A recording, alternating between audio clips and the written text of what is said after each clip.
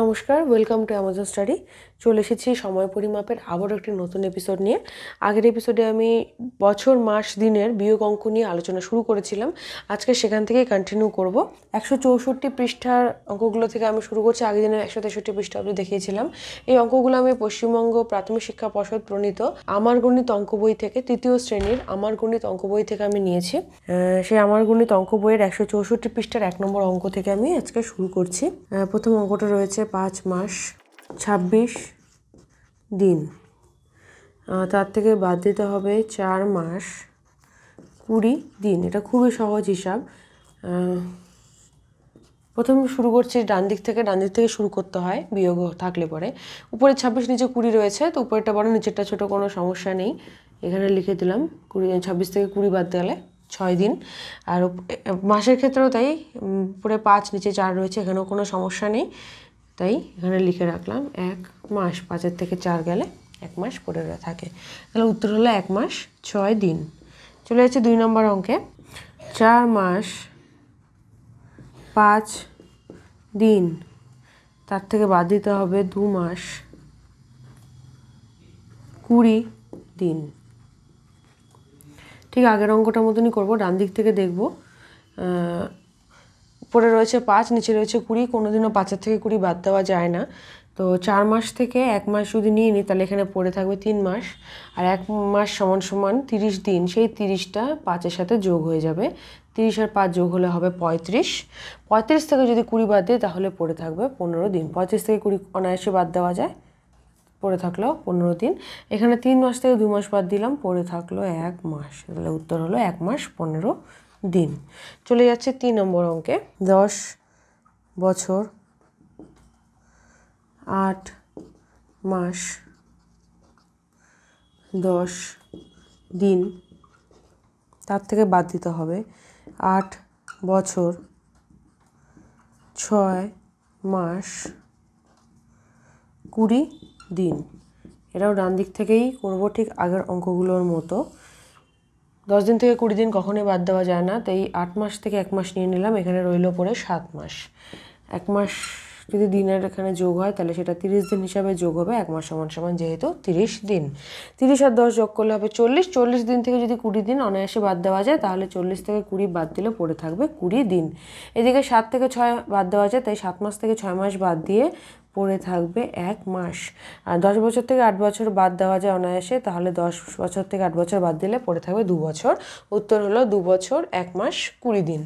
এবার চলে যাচ্ছে 4 নম্বর অঙ্কে।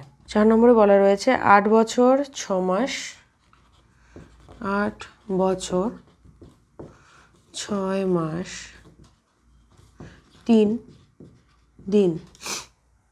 তার থেকে বাদ দিতে হবে 7 বছর 4 মাস 20 দিন। ঠিক আগের অঙ্কটার মতো ডান দিক থেকে শুরু করব। তো ডান দিকে দিনের জায়গায় রয়েছে 3 দিন।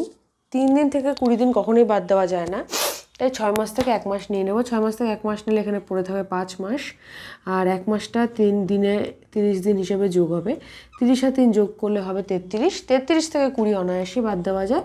33 থেকে 20 বাদ দিলে পড়ে থাকবে 13 দিন। 5 মাস থেকে 4 মাসও বাদ দেওয়া যায়, তাহলে 5 মাস থেকে 4 মাস বাদ দিলাম, রইল পরে 1 মাস। 8 বছর থেকে 7 বছর বাদ দিলাম, তাহলে পড়ে থাকলো 1 বছর। উত্তর হলো 1 বছর 1 মাস 13 দিন। চলে যাচ্ছে 5 নম্বর অঙ্কে। 11 বছর 5 মাস 12 দিন। তার থেকে বিয়োগ হবে 8 বছর 8 মাস 21 দিন।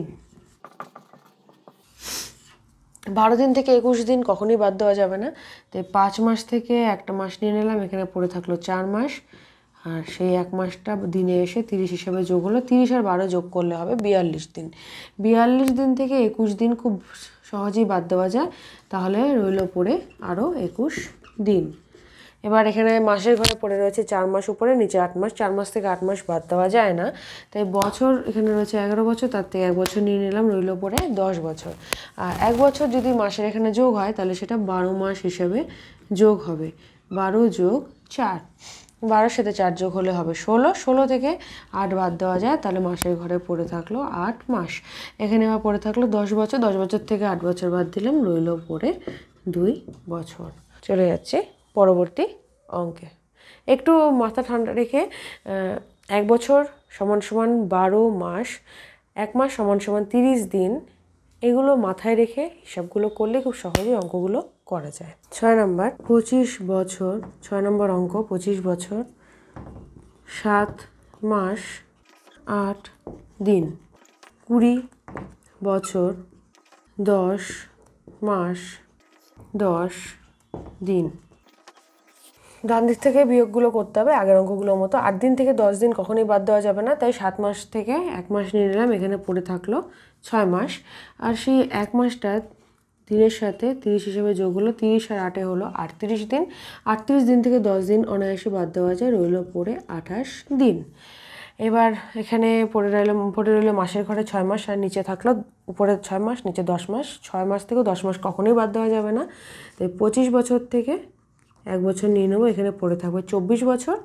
তাহলে এখানে 1 বছরটা মাসের সাথে যোগ হবে 12 মাস হিসাবে, 12 যোগ 6, 12 যোগ 6 করলে হয় 18, 18 থেকে এবার 10 অনায়াসে বাদ দেওয়া যাবে, তাহলে পড়ে থাকবে 8 মাস। 24 বছর থেকে 20 বছর বাদ দিলাম, রইল পড়ে 4 বছর। তাহলে উত্তর হলো 4 বছর 8 মাস 28 দিন। এবার চলে যাচ্ছি প্রশ্নের অঙ্কে। 165 পৃষ্ঠার 1 নম্বর প্রশ্নের অঙ্কে। 165 পৃষ্ঠার 1 নম্বর প্রশ্নের অঙ্কে বলা রয়েছে, আমাদের পাড়ার পুকুর কাটতে 2 মাস 18 দিন সময় লেগেছে। পাশের পাড়ার পুকুর কাটতে 1 মাস 27 দিন সময় লেগেছে। কোন পুকুর কাটতে কত বেশি সময় লেগেছিল? তাহলে একটা থেকে আরেকটা বিয়োগ করতে হবে। একটা পুকুর কাটতে সময় লেগেছে 2 মাস 18 দিন, আরেকটা পুকুর কাটতে সময় লেগেছে 1 মাস 27 দিন। তাহলে 2 মাস 18 দিন থেকে বাদ দিতে হবে 2 মাস 18 দিন, তার থেকে বাদ যাবে 1 মাস 27 দিন। 18 থেকে ডান দিক থেকে যদি বিয়োগ করি 18 থেকে 27 কখনোই বাদ দেওয়া যাবে না, 2 মাস থেকে 1 মাস নিয়ে নিলাম, এখানে চলে আসলো 30 দিন। 18 দিনের সাথে যেটা যোগ হবে হলো 48 দিন। 48 দিন থেকে যদি 27 বাদ দিই তাহলে পড়ে থাকবে 21 দিন। তাহলে উত্তর, পাশের পাড়ার পুকুর কাটতে 21 দিন সময় বেশি লেগেছিল। প্রশ্নের অঙ্কের সময় আমি একটাই বলবো যে প্রশ্নের অঙ্ক যেরকমই থাক, ছোট বড়, তার উত্তরটা অবশ্যই লেখার চেষ্টা করবে, তাহলে তোমরা কিন্তু ফুল মার্কস পাবে না। এমনি যোগ বিয়োগ গুণভাগ অঙ্কের ক্ষেত্রে উত্তর যদিও বা না লেখো, প্রশ্নের অঙ্কের ক্ষেত্রে অবশ্যই উত্তর লেখার চেষ্টা করবে। আজকের এপিসোডে এই পর্যন্তই। নেক্সট এপিসোডে আমি সময় পরিমাপের আরও অঙ্ক নিয়ে হাজির থাকবো। আজকের ভিডিওটি কেমন লাগলো সেটা অবশ্যই কমেন্ট করে জানিও। এরকমই আরও ভিডিওর জন্য চ্যানেলটি অবশ্যই লাইক এবং সাবস্ক্রাইব করো। সাথে থাকো, দেখতে থাকো অ্যামাজন স্টাডি।